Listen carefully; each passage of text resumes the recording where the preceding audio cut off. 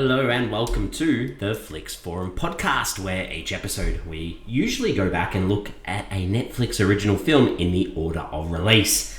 However, today we have a special bonus episode where I'm going to talk about Netflix's 2025 adult animated romantic comedy film called Fixed. This one's directed by Genndy Tartakovsky and stars the voices of Adam Devine, Idris Elba, Kathryn Hahn, Fred Armisen, Beck, Bennett and Bobby Moynihan. I'm Jesse, I'm your host. Thank you for joining me today for this special bonus episode. As I always say, if this is a film you haven't seen yet and you're interested in checking it out, give us a pause and come back a little bit later on, because I'm going to spoil the film as we go and I don't want this one to be spoiled for you. Other than that, this is interesting. This was a midweek release from Netflix on Wednesday. Usually they stick with a Friday release for their new films, but they do have another film out on Friday across the world too. So let's get into Fixed. Let's talk about Fixed. We start with our fast flicks for Fixed. Oh god, say that 10 times over. Where we do a quick little summary of what the film is all about. So this one, it's about a dog who's struggling with the idea of losing his testicles. That's as far as I'm going to go. This is a adult comedy. There is no moment of this film that is suitable for any sort of child at any stage. This is a raunchy film.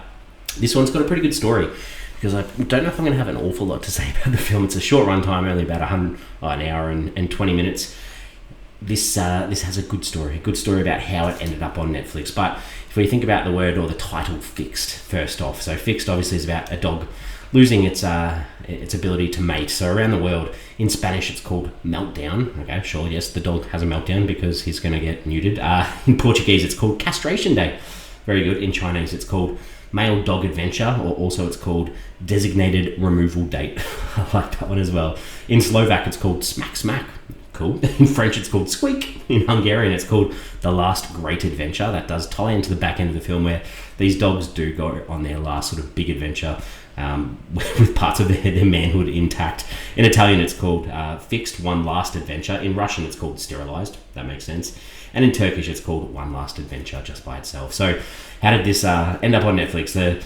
According to Genndy Tartakovsky, the director, the film was first conceived in 2009 as an animal road trip film under the title Buds, with Tartakovsky wanting to capture the dynamic of his friend group.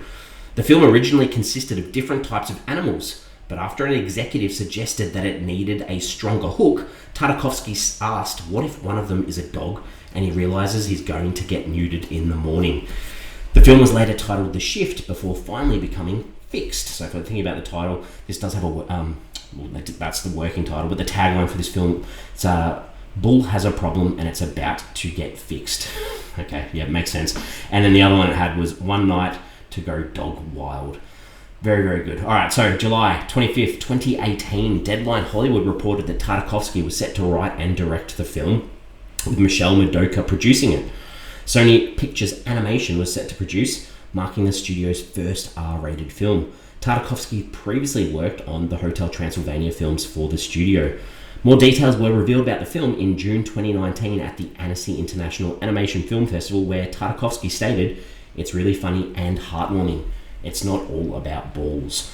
We're trying to make it a character comedy." We then go to July of 2022, where he stated that despite being a Sony Pictures Animation production, the film would be released through New Line Cinema. He reaffirmed the film's focus on character-based comedy. In July of 2022, he stated, I just said that, didn't I? He reaffirmed the film's focus on character-based comedy in 2022, saying that it's what makes the film much more unique and stand out.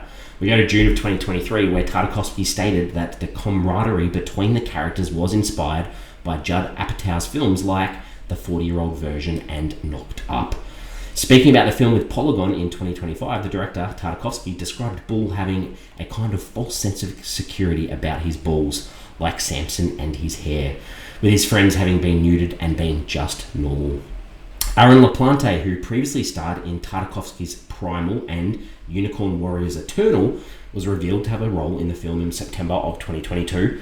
We then go to June 13th of 2023, where Adam Devine, Idris Elba, Kathryn Hahn, Fred Armisen, Bobby Moynihan, Beck, Bennett, River Gallo and Michelle Buteau were announced to star in the film at the Annecy International Animated Film Festival. When Hahn came onto the film, according to Murdocca, she did not want to be the sweet girl in the background who doesn't have any depth to her, aiming for a character to be a bit raunchier. Todd Haberkorn provided additional voices for the film too.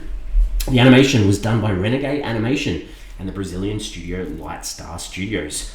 Scott Wills served as art director, having previously worked with Tartakovsky on Samurai Jack and Primal.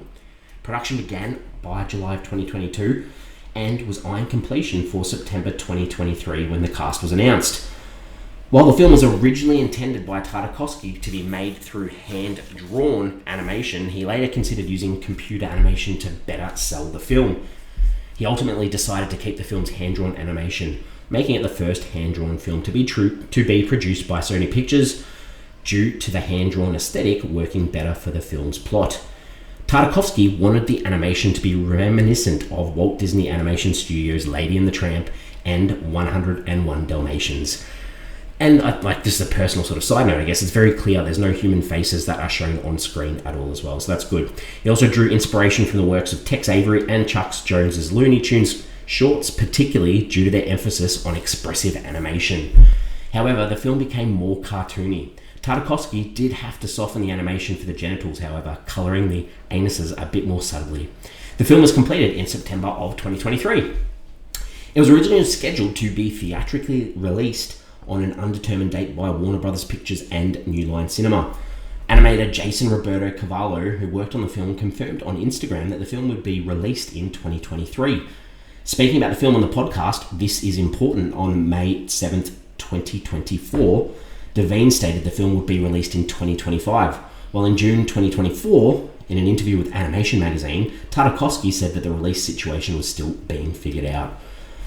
We then go to August 9th of 2024, where it was reported that Warner Brothers and New Line would no longer release the film as part of cost-saving measures by parent company Warner Brothers Discovery. The distribution rights returned to Sony Pictures Animation, with the film being shopped to other studios and streamers. First reported by Matthew Belloni of Puck News. Side note, Matt Belloni, love the guy. Really good podcast called The Town. If you haven't listened to it, check it out. But anyway, he reported it, and the news was a surprising announcement given Tartakovsky's history with Warner Brothers Cartoon Network and Adult Swim. Netflix was considered as one of the potential options where Flix could end up, given Sony Pictures Animation's previous collaborations with the company, while Belloni suggested that if negotiations were unsuccessful, the film could be cancelled and written off in a similar manner to Batgirl and the then shelved Coyote vs. Acme. We go to October 1st, 2024, while attending the SCAD's Animation Fest to be honoured with the Award for Excellence. Tartakovsky reassured Collider's Steve Weintraub that Flix was completed and is not dead by any means nor shelved, just waiting to find a distributor that he and Sony are trying to get. In an exclusive article from The Wrap, it was revealed that the film was dropped in 2023 after the film was completed the same year. We go to January of 2024, where Netflix seemed uninterested as the streaming service animation film team was focused on family-oriented films.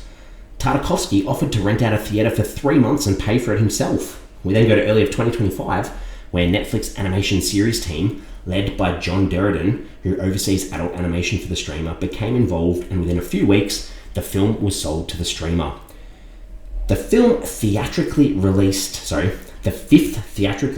animated film, this is to be rated R by the Motion Picture Association of America after South Park Bigger, Longer and Uncut, Turkle in Trouble, Aqua Teen Hunger Force, Movie Film for Theatres, and Sausage Party.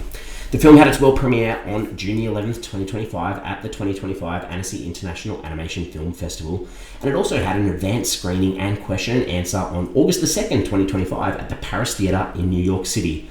It also closed the 29th Fantasia International Film Festival on August 3rd, 2025. It was then released on Netflix worldwide and in select theatres from August 13th, 2025. There we go. What a story. Big story. Phew. That was a lot. Anyway, this film apparently has a budget of about 13 million, so quite a decent sized budget for this film. Let's get into the crux of it. What are the critics and audiences saying about this film? If we look on Rotten Tomatoes, it sits currently at 60%. That's on 45 reviews, so that is still fresh. The audience, a little bit lower, 46%, so that's Rotten on more than 50 ratings. IMDb, similar, 5.3 out of 10 on about 1,000 ratings, so not many people have logged this as of yet. We go to Letterboxd, 2.5 out of 5 on 5,500 ratings, logged by 6,500.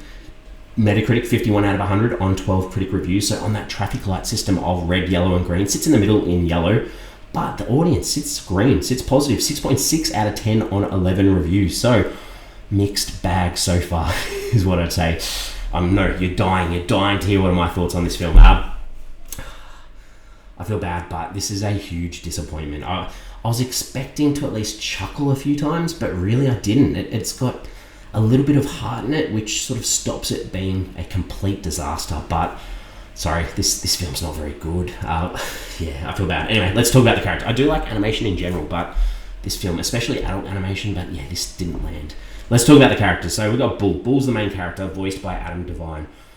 I mentioned him in one of our previous episodes, so apologies, it's Adam Devine. I was talking about the Maroon 5 singer in one of the last episodes, but Adam Devine, a more unlikable voice, just did not land. I think he plays this terrier dog that likes to hump old ladies and pretty much anything that's near him, and his horniness gets his family that he lives with to prepare him to be neutered, and that's the gist of his story. He goes on this adventure to enjoy life before he doesn't have his balls anymore, and that's the gist of the story. So I'm not sure that makes a full feature. Anyway, the sidekicks, the other dogs, we've got Rocco, voiced by Idris Elba. Easily the best character in the film. It's a boxer breed dog who has a lot of the best comedic moments that are meant to be funny, I guess. He's almost the leader of this pack, but has these abandonment issues from his mummy and things like that, so that sort of stands out a little bit too.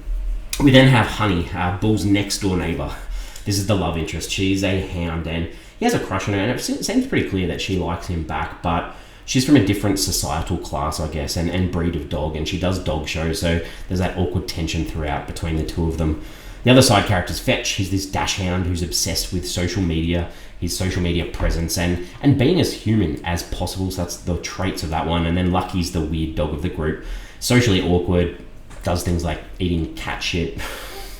Realistically, does have this romantic connection with a dog called Frankie in the end, which is quite nice and quite interesting too. The only other character I'll talk about is Sterling, the villain, this champion breed who thinks it's his right to breed with Honey. Just a poor character. I don't know. I really struggled with this film and the characters. The director, this is where we talk it up. Genndy Tartakovsky directed 22 episodes of the Powerpuff Girls. Big behind Samurai Jack, Dexter's Laboratory, Primal, Unicorn. Directed some of Star Wars Clone Wars as well as Hotel Transylvania 1, 2 and 3. So big name, bit of a disappointment with this film. Alright, time to talk about some scenes in this film. What did I like, what didn't I like? I had to try and find something I liked. It was really hard. So I'm going to go with the scenes where the gang of dogs are chasing this squirrel and they rip the squirrel apart. That was okay. As well as there's this chihuahua that's sort of in a handbag of a character, and the dog's like, we need to free that dog, and they free the dog and the dog just gets killed. That was probably the moments that I enjoyed the most. Other than that, everything didn't land for me, and that's the issue with this film. The opening joke of Bull humping the nana's leg, and she can't find her glasses, so she thinks his penis is her lipstick. It sort of sets up, I guess, how funny you will find this film, or you won't find it funny. For me, it's a big no. I mean, they do like jokes about the Shih Tzu dog, as in it's a shit show. Like, just lame. Bull's repeated jokes of trying to jump a fence and not being able to make it and hitting himself on the fence, just like that slapstick physical humour didn't work. The whole scene where Bull gets high off some weed from a car and he has this crazy trip of rats biting his balls and his balls coming off and chasing him down an alley and cats attacking him, all not funny. They have this dog whorehouse that the characters go to. It was super ordinary. Like, they play 50 Cent's Candy Shop. Is that supposed to make it cool? Like, 50 Cent is not a current reference. The dogs all get locked up for a night, and to escape the pound, they all urinate all over the floor and all over the security guards to get them to slip over to steal their keys. Lame. The moment that was really a little bit felt awkward was Bull saves Honey from Sterling, from mating with her.